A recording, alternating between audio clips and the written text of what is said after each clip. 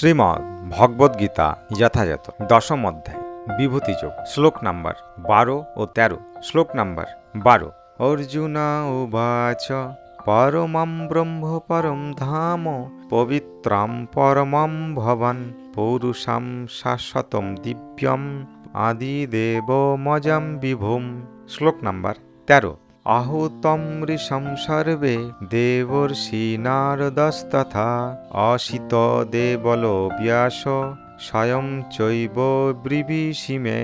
শব্দার্থ: অর্জুন উবাচ, অর্জুন বললেন, পরমম পরম, ব্রহ্ম সত্য, পরম পরম, ধাম ধাম, পবিত্রাম পবিত্র, পরমম পরম, ভগবান তুমি, পুরুষম পুরুষ, শাশ্বতম সনাতন, দিব্যম দিব্য, আদিদেবম আদিদেব, অজয়ম জন্মরহিত, বিভূষ্যম সর্বশ্রেষ্ঠ, আহু বলেন ত্বম তোমাকে, ঋষয় ঋষিগণ, সর্বে সমস্ত, দেবর্ষি দেবর্ষি, নারদ নারদ, তথা ও, অসিত অসিত, দেবল দেবল, ব্যাস ব্যাসদেব, স্বয়ং তুমি নিজেই, চ ও, এব অবশ্যই, ব্রবীষি বলছো, মে আমাকে। অনুবাদ: অর্জুন বললেন, তুমি পরম ব্রহ্ম, পরম ধাম, পরম পবিত্র ও পরম পুরুষ। তুমি নিত্য, দিব্য, আদিদেব, অজ ও বিভু, দেবর্ষি নারদ, অসিত, দেবল, ব্যাস আদি ঋষিরা তোমাকে যেভাবেই বর্ণনা করেছেন এবং তুমি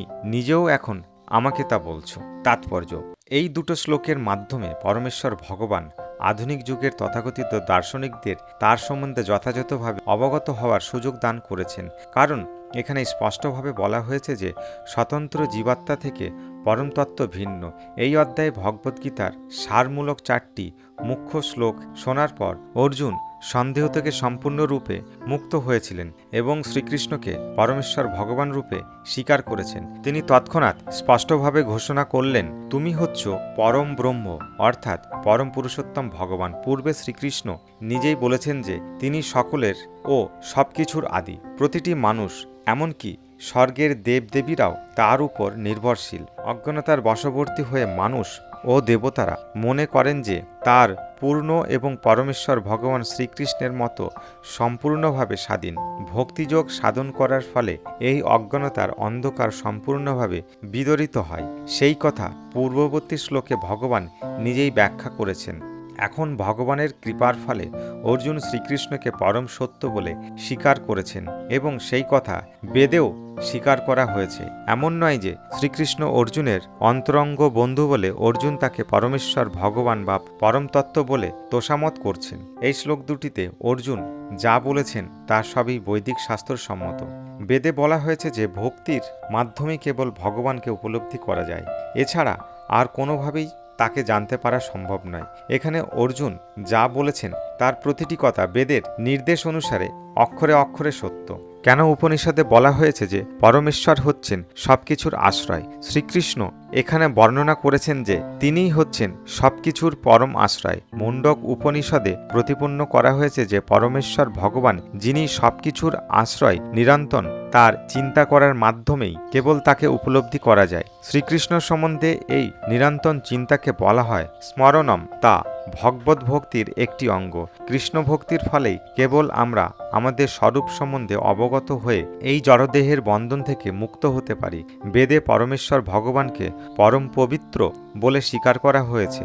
শ্রীকৃষ্ণকে যিনি পরম পবিত্র বলে উপলব্ধি করতে পারেন, তিনি সব রকম পাপ কর্ম থেকে মুক্ত হয়ে পবিত্র হন। পরমেশ্বর ভগবানের চরণে আত্মসমর্পণ না করলে পাপ কর্ম থেকে মুক্ত হওয়া যায় না। শ্রীকৃষ্ণকে অর্জুন পরম পবিত্র বলে কেন উপনিষদে বলা হয়েছে যে পরম ব্রহ্ম হচ্ছেন সবকিছুর আশ্রয়? শ্রীকৃষ্ণ এখানে বর্ণনা করেছেন যে তিনি হচ্ছেন সবকিছুর পরম আশ্রয়।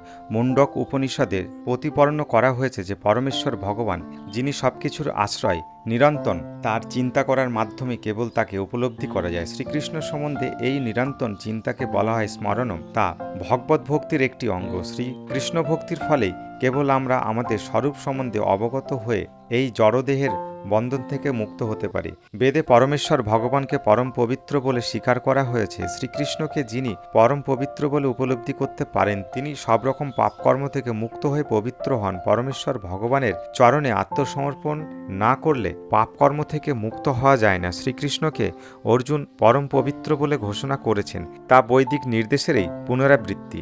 এই সত্য সম্বন্ধে মুনি ঋষিরাও স্বীকার করেছেন, যাদের মধ্যে নারদ মুনি হচ্ছেন শ্রেষ্ঠ।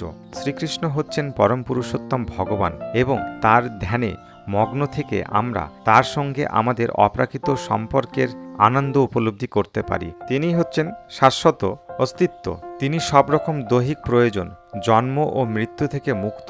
সেই কথা যে কেবল অর্জুনেই বলেছেন তা নয়, সমস্ত বৈদিক সাহিত্য, পুরাণ ও ইতিহাস যুগ যুগান্তর ধরে সেই কথা ঘোষণা করে আসছে। সমস্ত বৈদিক সাহিত্য পরমেশ্বর ভগবান শ্রীকৃষ্ণকে এইভাবেই বর্ণনা করা হয়েছে এবং চতুর্থ অধ্যায় শ্রীকৃষ্ণ নিজেই তার পুনরাবৃত্তি করে বলেছেন, যদিও আমি অজ, তবুও এই পৃথিবীতে আমি ধর্ম সংস্থাপন করার জন্য অবতরণ করি। তিনি পরম উৎস, তার কোনো কারণ নেই, কেননা তিনি হচ্ছেন সর্বকারণের কারণ এবং তার থেকেই সবকিছুরই প্রকাশ হয়।